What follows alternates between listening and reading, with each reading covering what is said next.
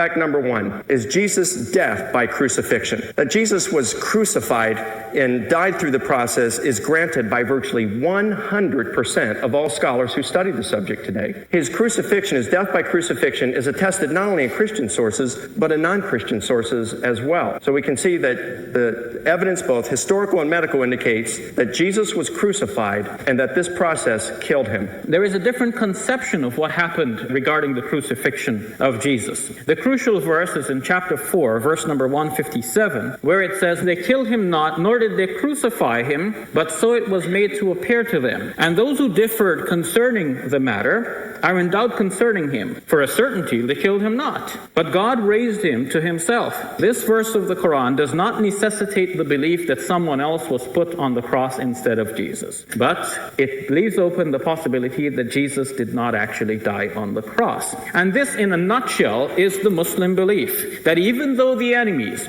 thought they had Jesus, thought they had him killed, they were not successful in doing that. If we take just the narratives the way they are given in the text, one would not be sure that Jesus actually died on the cross. God rescued Jesus and raised him to himself. Now I'd like to take a moment and look at Shabir's rescue theory. Now, I would grant that it does account for the empty tomb, but that's all. The problems I have with it is there's no evidence for it. In addition, in order to explain the data, he has to strain the gospel texts. It ignores strong and historical and medical evidence in order to explain his religious beliefs.